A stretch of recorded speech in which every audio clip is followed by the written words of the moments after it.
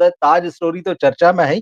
ताज जी, story के जो lead actor हैं परेश रावल, अपने कंधों पर उन्होंने पूरी तरह से फ़िल्म उठाई है और बहुत जी। शानदार एक्टर हैं। उनका हुँ, एक बयान आया है और वो बहुत ही इंटरेस्टिंग है। उन्होंने कहा है कि भाई नेशनल अवार्ड्स में भी लॉबिंग होती है। हमने पिछले दिनों अवार्ड्स को लेकर काफ़ी बातचीत की जब फ़िल्म फेयर वाला मामला हुआ था। जी। तो फ़िल्म फेयर जिस तरह से बँटे हैं और नेशनल हाँ, अवार्ड्स में भी देखिए समय-समय पर बातें तो होती हैं। सबकी हाँ। नज़र रहती है कि भाई जो नेशनल अवार्ड दिए जा रहे हैं क्या वाक़ई वो डिज़र्विंग कैंडिडेट को है। मगर परेश रावल जैसे बड़े एक्टर का कहना कि भाई लॉबिंग तो होती है। उन्होंने कहा कि हालाँकि मैं ये नहीं कह सकता हूँ कि उसी हिसाब से अवार्ड दिए जाते हैं, लेकिन उन्होंने कहा कि हुँ, जैसे ऑस्कर में लॉबिंग होती है हर जी। व्यक्ति, हर फ़िल्म जो मेकर होता है, आर्टिस्ट होता है, वो चाहता है कि उसको अवार्ड मिले। तो लॉबिंग जो होती है बोले वो चलती है यहाँ भी। बोले अवार्ड्स का तो मुझे पता नहीं है लेकिन हाँ, लॉबिंग ज़रूर होती है। तो और देखिए ये भी है कि भाई हाँ, क्या लग देखिए जी, रहा है आपको मतलब इस खबर को जी, मैं दूसरी तरह से देख रहा हूँ, मैं दूसरी तरह से देख रहा हूँ। अच्छा। हाँ, देखिए, हाँ। ये जो कह रहे हैं वो परेश रावल हैं।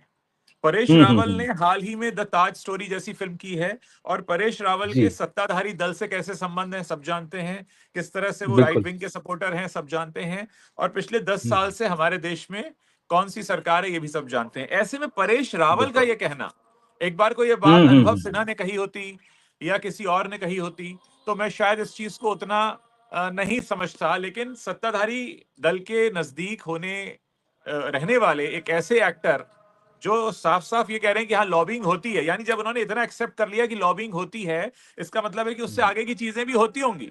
और वो कोई इस साल का ज़िक्र नहीं कर रहे हैं, वो ज़िक्र कर हुँ, रहे हैं ओवरऑल। तो ये अपने आप में एक बहुत ओवरऑल। आप समझ सकते हैं कि कितना इम्पोर्टेंट हो जाता है एक इस तरह का स्टेटमेंट, खासकर जब वो परेश रावल जैसे एक्टर की तरफ से आ रहा है। बिल्कुल। और देखिए लॉबिंग की बात है तो लॉबिंग और उसके नतीजे तो हमको देखने मिलते हैं। जैसे इसी की बात कर लें जैसे इन्होंने नेशनल अवार्ड की बात की, जो फ़िल्में इंडिया की तरफ से ऑस्कर में भेजी जाती हैं और इधर तो हमने लगातार देखा और ख़ास तौर पे पिछले साल तो बहुत सारी बातें हुई। जब अगर लापता लेडीज़ के प्रोड्यूसर आमिर खान नहीं होते, उनकी पत्नी अगर डायरेक्टर नहीं होती, तो जिस फ़िल्म पर जी, बाकायदा मतलब दूसरी फ़िल्म को चुरा कर कहानी चुराकर बनने के आरोप लगे, वो फ़िल्म ऑस्कर में गई थी। तो बात डेफिनिटली। सिर्फ लॉबिंग जितनी नहीं है, कहीं न कहीं आगे की भी है। हालाँकि परेश जी कह रहे हैं कि भई मैं यहाँ इन अवार्ड्स के बारे में उतना यहाँ पर शायद नहीं होता है, जितना बाकी में होता है। उन्होंने कहा कि बाकी के अवार्ड की तो बात करो या ना करो क्योंकि कोई फ़र्क नहीं पड़ता है, नेशनल अवार्ड्स तो नेशनल अवार्ड है। तो बात सही है अगर नेशनल अवार्ड्स में लॉबिंग होती है, कहीं न कहीं प्रभावित करने की कोशिश होती है, तो जिन पॉपुलर अवार्ड्स की हम बात करते हैं कि जिसमें एक फ्लॉप फ़िल्म की एक्ट्रेस को सर्वश्रेष्ठ अभिनेत्री दे दिया जाता है। जिस एक्टर की फ़िल्म 72 घंटे थिएटर में नहीं चली वो बेस्ट एक्टर का अवार्ड लेके चला जाता है और फिर कभी उसको ट्विटर पे कोई कहता है कि भाई आप तो अवार्ड खरीदते हैं या पीआर और मार्केटिंग के दम पे आप रिलेवेंट बने रहते हैं, तो बहुत तीखे ढंग से रिएक्ट करता है। जबकि वो नेशनल अवार्ड नहीं है, वो प्राइवेट है और परेश तो कह रहे हैं कि भाई उनकी तो बात ही मत करो कि क्या हैं वो मतलब। तो बात सही जब क्या हैं जो अवार्ड्स, उनके लिए इतनी सारी बातें हो जाती है तो नेशनल अवार्ड में भी अगर ये इस तरह की चीज़ होती होगी तो कोई बहुत ज़्यादा आश्चर्य की बात नहीं है। डेफिनेटली देखिए, मतलब मैं वही बताना चाह रहा हूँ कि हुँ, एक तो हमने प्राइवेट एंटिटी वाले जितने अवार्ड्स अपने देश में देख लिए हैं, वहां तो सारा मार्केटिंग का धंधा होता ही है, वो तो एक पूरी तरीके से बिल्कुल। व्यापार बना ही हुआ है। हुँ, नेशनल अवार्ड भी इससे अछूते नहीं है और खुद परेश रावल कह रहे हैं जो इंडस्ट्री से मैं समझता हूँ लगभग 4 दशकों से जुड़े हुए हैं जो इंडस्ट्री से बिल्कुल। और जो इस समय पॉलिटिकली भी बड़े एक्टिव हैं और उस एक्टर का मीडिया के सामने ये कहना अपने आप में बहुत कुछ कहता है। तो आप अंदाजा लगा सकते हैं कि जब हम लोगों को हैरत होती है कि यार ये अवार्ड इन्हें कैसे मिल गया, इन्हें कैसे मिल गया, तो उस हैरत के पीछे का बैकग्राउंड क्या होता होगा, जिस वजह से हमें ऐसे मन में सवाल आते हैं। तो वो खुद बोल गए हैं आज परेश रावल। बिल्कुल। और देखिए नेशनल अवार्ड्स में हमने पिछले डेढ़ 2 दशक में कुछ एक खास तरह का परिवर्तन भी देखा है। जब से इंडिया की ग्लोबल पहचान के लिए बॉलीवुड को एस्टैब्लिश करे जाने की शुरुआत हुई है, उससे पहले के नेशनल अवार्ड्स की लिस्ट और उसके बाद के। आप देखिए पहले जो है साउथ की फ़िल्मों को या दूसरी रीजनल फ़िल्मों को, उनका एक बड़ा हिस्सा हुआ करता था कि वो अवार्ड्स उनको मिलते थे और समझ में आती थी बातें। और हिंदी में भी एक पैरेलल सिनेमा था या एक ऐसे मेकर्स थे जो उस रेस में होते थे। लेकिन जब से बॉलीवुड को ग्लोबल लेवल पर एक ब्रांड की तरह एस्टैब्लिश करने की कोशिशें हुई हैं, थोड़ा-सा ग्लोबल टाइप का सिनेमा बनाना चाहा है, तब से हमने इधर भी बदलाव देखे कि ऐसी फ़िल्में या ऐसे पॉपुलर स्टार्स जिनकी चाहे एक्टिंग स्किल पे सवाल उठाइए या फ़िल्म की कहानी या उसके कंटेंट पे उठाई, ऐसी फ़िल्मों को भी अवार्ड्स मिलने लगे हैं। और इधर पिछले कुछ सालों में तो बॉलीवुड का अच्छा खासा मतलब उसमें कहना चाहिए कि रिप्रेजेंटेशन रहता है। और रीजनल अवार्ड्स वाले अब शिकायत करने लगे हैं कि यार हमारी फ़िल्में तो पीछे धकेल दी जाती हैं। और वही हम ऑस्कर की उसमें भी देखते हैं एंट्री जो होती है। चेंज आया है। देखिए, अभी चेंज की अगर हम बात कर रहे हैं तो चेंज हाँ। तो इतना आया है कि लोग हमारे इस देश में लापता लेडीज़ को जब 13 अवार्ड मिलते हैं, जब जिगरा को अवार्ड हुँ, मिलता है, जब हमारे देश के so called most popular, most loved star Shahrukh Khan को हुँ। 4 साल घर बैठना पड़ता है और सो कॉल्ड जिनके लिए एक दीवानापन है, सलमान खान जिनका नाम है, उनकी 7 साल से कोई हिट फ़िल्म नहीं आती है, भले वो ईद पर अपने घर की बालकनी में हाथ हिलाते रहें। तो ये किस तरीके से चल रहा है इंडस्ट्री और किस तरीके से चीज़ें चल रही हैं, वो तो हमको सब समझ में आ ही रहा है। ये कितनी चीज़ें हैं जो सिर्फ़ बनाकर चलाई जा रही हैं, लेकिन अंदर से उनकी हवा पूरी तरीके से निकली हुई है। सही बात है, बिल्कुल सही। और परेश रावल इस इंटरव्यू की बात तो है ही। द ताज स्टोरी जो उनकी फ्राइडे को रिलीज़ हुई थी, वो लगातार चर्चाओं में बनी हुई है। मैंने कल देखी भी वो फ़िल्म और मैं देख रहा था बस सरप्राइज़िंगली मतलब कि फ़िल्म की ओपनिंग भले ही बहुत अच्छी नहीं थी। मतलब 3 दिन हुए हैं फ्राइडे, सैटरडे, संडे और तीनों दिनों में फ़िल्म ने ग्रो किया है। पह जो मैं बॉक्स ऑफिस इंडिया पे इनके फ़िल्म के कलेक्शन देख रहा था, तो पहले दिन फ़िल्म का करोड़ ओपनिंग डे पर 1 करोड़ था, पहले दिन फ्राइडे को। दूसरे दिन वो सवा 2 करोड़ हो गया। तीसरे दिन संडे को वो फिर 3 करोड़। तो इस फ़िल्म को हालाँकि बहुत पॉजिटिव रिव्यू नहीं मिले हैं, ऐसा नहीं है कि इस फ़िल्म को रिव्यूज़ का सपोर्ट मिल रहा है, लेकिन इस फ़िल्म के ऑडियंस बढ़ रहे हैं। अब आज मंडे है, तो देखेंगे कि ये कैसा जाता है आज का दिन और जैसा कि होता है कि मंडे जो होता है एक रियल टेस्ट होता है किसी भी फ़िल्म का, तो ये है। तो मैंने देखी है और ठीक है उसके लिए उसका रिव्यू भी मैंने किया और मैं कहूँगा जो बात हमने की थी, कि जो जी, व्हाट्सएप यूनिवर्सिटी वाला जो कंटेंट होता है हाँ। लगभग उसी तरह या वही कह भी सकते हैं।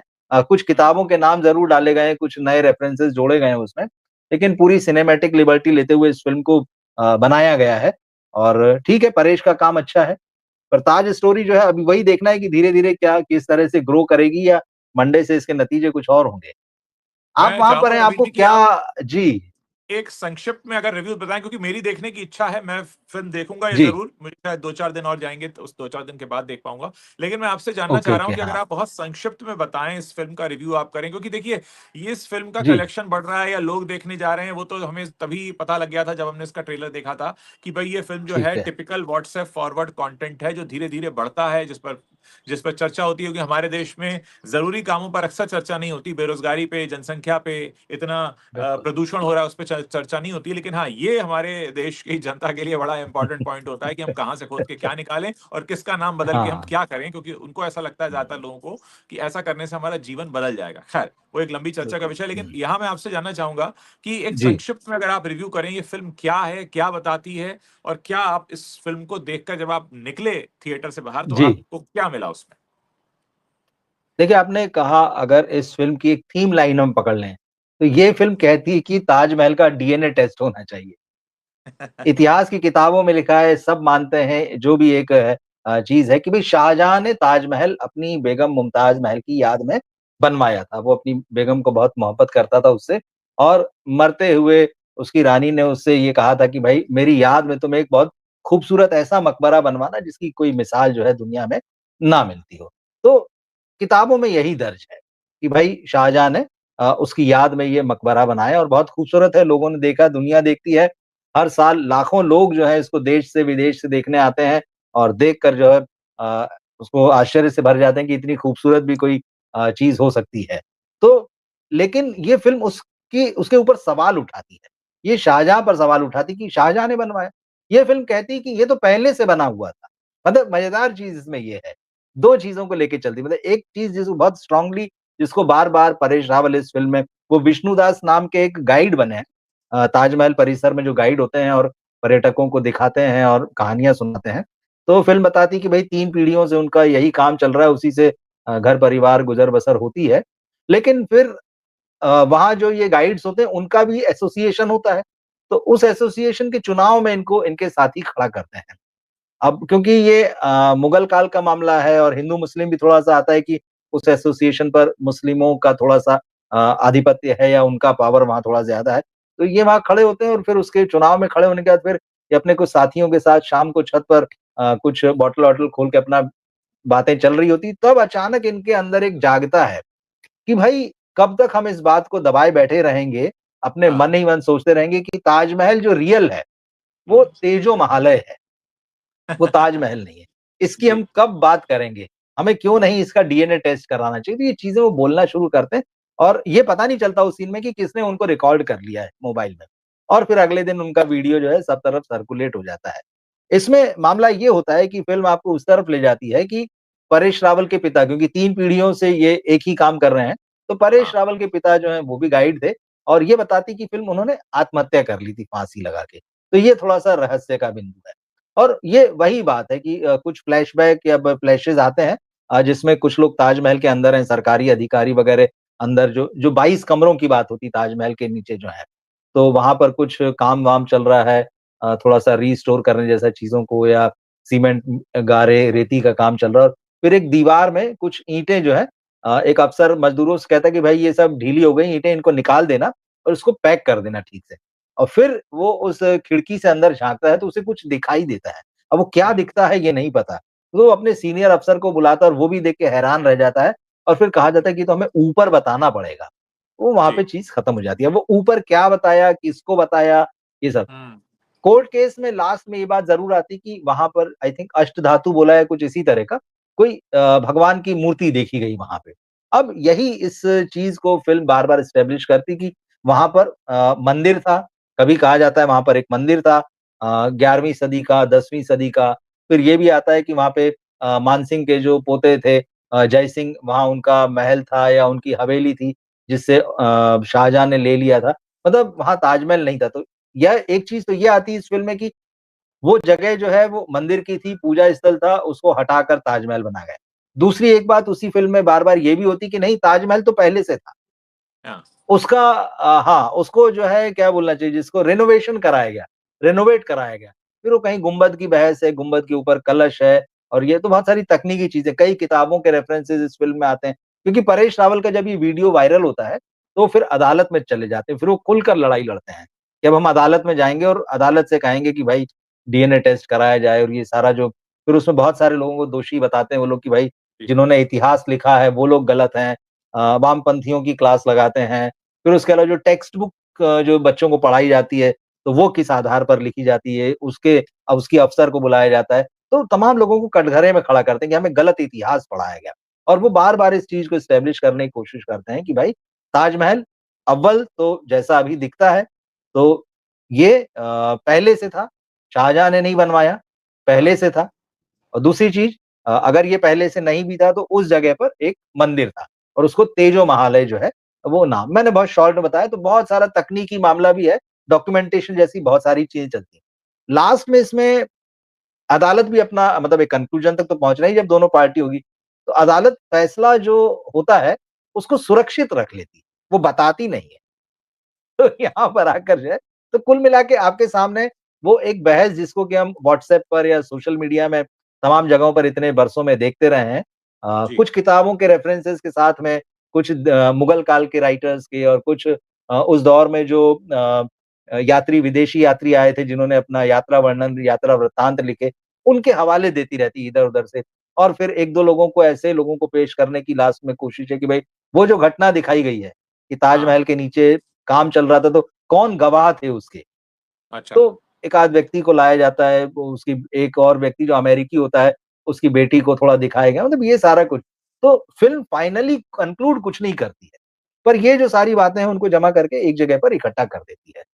तो जी। जब आपको लोगों को देखने वालों को एक भ्रम की ही स्थिति में रखना है, तो फिर इस फ़िल्म का उद्देश्य क्या माना जाए? या तो आप उसको जब प्रॉपर्ली तक कन्क्लूड करें कि ये हम मानते हैं। एक चीज़ और जब बोलूँगा बस, एक चीज़ हाँ, और। हाँ, हाँ। हाँ, जब ये फ़िल्म की कहानी खत्म होती है तो जी। निर्देशक ने खबरों की कुछ कटिंग्स बताई हैं, मतलब कुछ खबरें अच्छा, बताई हैं, कि अच्छा। भाई ताजमहल के तेजो महालय होने के दावे पर जो है कब-कब जो है वो अदालतों में अलग-अलग अदालतों में हाँ, स्थानीय हाँ। से लेके हाई कोर्ट और सुप्रीम कोर्ट तक का भी शायद ज़िक्र है। जी। केस किए गए इस बारे में याचिकाएँ हाँ, दायर की गई। जी। मैंने देखा वो जितनी सारी खबरें हैं वो सब 2015 और उसके आगे की। तो मैं ये भाई आप पुराना लेके आते यार आप अगर तो हाँ, कहीं न कहीं लगता है और फ़िल्म में परेश रावल खुद ही एक जगह कहते हैं यार कि जब भी हम इस तरह की बात उठाते हैं, तो लोग कहते हैं कि एजेंडा है, ये है, वो है। हुँ, फ़िल्म आने से पहले जो स्थिति थी, जो बहस कह हाँ, लीजिए या जो भी कह लीजिए, वातावरण मतलब ताजमहल को लेके जो भी बातें हवा में हैं, वो सब एक जगह पर रख दी थी। फ़िल्म आपको कोई नई दिशा में नहीं ले जाती है। ये खास बात। तो भ्रमात्मक स्थिति तो बनाकर रखनी है, तभी जो लोग बिल्कुल, हैं बिल्कुल। जिनका कुछ खास एजेंडा है वो चलता रहेगा। एक खास धर्म विशेष को खतरे में बताना, ताकि एक पार्टी विशेष बनी बिल्कुल। रहे। तो यही स्थिति है। हाँ, हाँ, बिल्कुल, बिल्कुल, बिल्कुल, बिल्कुल। तो मुझे लगा कि ठीक है, मैं तो सिर्फ़ जिज्ञासा के लिए देखी कि भाई आप बना क्या रहे हैं? तो मैंने वही देखा भाई आप जो बना रहे हैं तो कन्क्लूज़न जो है वो कहीं पर उसमें नहीं है। जिस हाँ, स्थिति में हम पहले थे उसी स्थिति में हैं। कुछ नाम वग़ैरह आपने उसमें दे दिए। अब या तो ये है कि हम भी उन किताबों को खंगालें जिनकी बात आप कर रहे हैं। बिल्कुल। मिलेंगी, नहीं मिलेंगी, तो वो उसी जगह पे ले जाकर आपको खड़ा रखती हैं, कुछ नया अलग से नहीं देती हैं। जी, तो ये है। मैं चाहूँगा कि आप भी देखें तो हम इस पर फिर और डेफ़िनिटली, बात कर सकेंगे। वैसे ठीक है डेफ़िनिटली। देखिए, सिनेमा के लिए तो हमेशा ये अच्छा है कि ज़्यादा से ज़्यादा लोग उसे देखें। तो जैसे मैंने कहा बिल्कुल। कि इस फ़िल्म का कलेक्शन फ्राइडे से ज़्यादा सैटरडे को है, सैटरडे से ज़्यादा जो है वो संडे को है। आज के कलेक्शन देखेंगे कितने होते हैं। फ़िल्म का बजट मैं देख रहा था शायद 22-24 करोड़ रुपए है और टोटल हाँ, लैंडिंग कॉस्ट शायद 30 करोड़ रुपए के आस-पास है। अगर फ़िल्म निकाल भी लेती तो बड़ी बात है। और हाँ। परेश रावल के लिए तो वाक़ई बहुत बड़ी बात होगी कि उनकी पूरी फ़िल्म उन्हीं के कंधों पर है। ये है। और आप देखिएगा तब हम इस पे बात करेंगे। डेफ़िनिटली मैं देखूँगा जी, एक डेफ़िनिटली देखूँगा। हाँ, कल का दिन जो था एक चीज़ और मैं बात करना चाहूँगा, कल का दिन जो था शाहरुख खान का बर्थडे था। तो जी, पूरा मीडिया और तमाम जगह खबरें उनकी भरी हुई थी। लेकिन एक चीज़ कल सोशल मीडिया में एक बार थोड़ी-सी फिर से वो बहस चल पड़ी कि जी। शाहरुख खान बड़े स्टार हैं या प्रभास बड़े स्टार हैं। हाँ, क्योंकि पिछले दिनों जब स्पिरिट का वो जो वॉइस टीज़र आया था, जिसमें जी। प्रभास की आवाज़ सुनाई देती है, स्पिरिट हाँ, संदीप हाँ। पांगा रेड्डी ने उसको रिलीज़ किया था। तो उसमें जब प्रभास का नाम आया था तो लिखा गया था कि इंडियाज़ बिगेस्ट सुपरस्टार। अब इस हाँ, बात को लेकर काफ़ी बमचक मचा था एकदम सोशल मीडिया में दोनों के फैन्स भिड़े हुए थे। तो इसका जी। जवाब जो है कहीं न कहीं सिद्धार्थ आनंद जो शाहरुख की अगली फ़िल्म किंग डायरेक्ट कर रहे हैं। तो उन्होंने कल उसपे लिखा कि हैप्पी बर्थडे इंडियाज़ किंग। तो उन्होंने लिखा था कि इंडियाज़ बिगेस्ट सुपरस्टार और इन्होंने लिखा कि हैप्पी बर्थडे इंडियाज़ किंग। तो ये एक अलग तरह की मुझे लगता है ये दौड़ दिखाई दे रही है कि भाई कौन किसको बड़ा काम से नहीं, नाम से कौन बड़ा है? कौन सुपरस्टार है और कौन किंग है? ये कैसे देखते अब हैं आप? अब देखिए, इसको मैं ऐसे देखता हूँ कि ये बात जो है वो शाहरुख खान की मार्केट स्ट्रैटेजी के बारे में भी बताती है और शाहरुख खान के बड़प्पन को भी बताती है। शाहरुख खान का बड़प्पन हुँ, हमने पिछले दिनों उस घटना से भी जाना जब उन्होंने द बैड्स ऑफ बॉलीवुड में एक खास इंसिडेंट दिखाया, जिसके बाद उन पर एक खास मुकदमा भी हुआ है। तो हमें पता चल रहा है कि हुँ, शाहरुख खान कितनी जल्दी बातों को दिल पर लेते हैं और कितनी जल्दी वो अपनी ज़िंदगी हाँ, में आगे बढ़ते हैं और कैसे मूव ऑन होते हैं और उनके मन में क्या कुछ चला करता है। तो कहीं न कहीं एक ऐसी रेस में तो शाहरुख खान भी हैं खुद, जिस रेस के बारे बिल्कुल। में कहा जाता है कि एक ऐसी रैट रेस जिसमें आपको हमेशा साबित करना है कि आप सबसे आगे हैं। तो कहीं न कहीं शाहरुख खान भी उससे अछूते नहीं है, वरना वो इस टर्मिनोलॉजी से बचे जा सकते थे। देखिए, अगर लोग आपको स्टार कहते हैं, सुपरस्टार कहते हैं, किंग कहते हैं, वो बहुत अच्छी बात है, लेकिन जब आप खुद को ये कहने लगते हैं कि आई एम द बेस्ट, तो आप समझ लीजिए कि फिर बेस्ट कौन है और वेस्ट कौन है। तो कुल मिलाकर मामला ये है कि शाहरुख खान ने एक बार फिर से अपनी मार्केटिंग स्ट्रैटेजी के ज़रिए लोगों तक ये मैसेज फिर से पहुँचाने की कोशिश की है कि मैं ऊपर हूँ, मैं आगे हूँ। तो ये बताता है उनका बड़प्पन है शाहरुख खान का, कि किस तरीके से वो चीज़ों को लेते हैं और कितना आगे बढ़ना वो जानते हैं।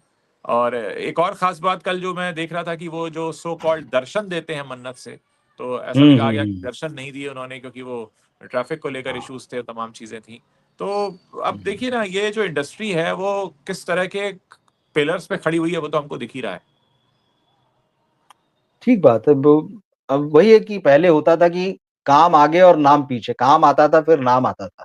अब जी, जी, नाम जी। इतना बड़ा कर दो कि लोगों को ये लगे अच्छा नाम इतना बड़ा है तो चलो काम भी दिखाते हैं। काम बड़ा ही होगा और काम अगर गलत दिख भी रहा है तो वो जो गलत दिख रहा है वो शायद हमें गलत दिख रहा है, पर है वो सही। हाँ, बिल्कुल सही बात है। बिल्कुल हो सकता है ऐसा भी। ठीक चीज़ है। एक और इसी तरह का मामला है यशराज फ़िल्म्स की जो फ़िल्म इस साल 25 दिसंबर को रिलीज़ होने वाली थी जिसकी बड़ी चर्चा थी। जी। जो उनका स्पाई यूनिवर्स है उसमें आलिया भट्ट और शर्वरी बाग की फ़िल्म थी अल्फ़ा। अब हाँ, खबर आ रही है कि उस फ़िल्म को अब वीएफएक्स क्योंकि उसमें उस पर बहुत सारा काम होना अभी बाकी है और जिस तरह से पिछली फ़िल्म जो थी टाइगर 3 के बाद में भी जो वार 2 जिस तरह का जो बॉक्स ऑफिस नतीजा आया, तो उसके हाँ। बाद में थोड़ा-सा प्रोड्यूसर्स ने तय किया कि भाई कमर की पेटी बाँध के बैठेंगे मतलब तो कमर की पेटी उन्होंने कस ली है इस फ़िल्म के लिए अल्फ़ा के लिए, कि इसमें कम से कम अच्छा एक्सपीरियंस हो, तो रिलीज़ डेट जो है वो आगे बढ़ा दी गई है। तो हमारे जो दर्शक जो है स्पाई यूनिवर्स की फ़िल्म अल्फ़ा का इंतज़ार कर रहे थे कि इस साल 25 दिसंबर पर उनको ये देखने का मौका मिलेगा, तो वो आगे बढ़ गई। कहीं न कहीं घबराहट भी बताता है जो प्रोड्यूसर हैं और आलिया भट्ट के लिए तो मुझे लगता है ये थोड़ा-सा शॉकिंग होगा क्योंकि वो दुनिया भर में जब घूम रही थी तो उन्होंने कहा था कि 25 दिसंबर का इंतज़ार कर रही हूँ और बड़ी फ़िल्म मेरी पहली एक्शन फ़िल्म रिलीज़ होने वाली है। तो जिगरा को भूल गई थी वहाँ पे, तो वो भुला देना चाहती हैं लेकिन अब अच्छा कुछ हो तो इसके लिए उनको अगले साल तक का इंतज़ार करना पड़ेगा। तो ये भी एक खबर आ रही है। जी हाँ, बिल्कुल, ये साल तो देखिए बॉलीवुड के लिए कैसा रहा है बताने की ज़रूरत ही नहीं है।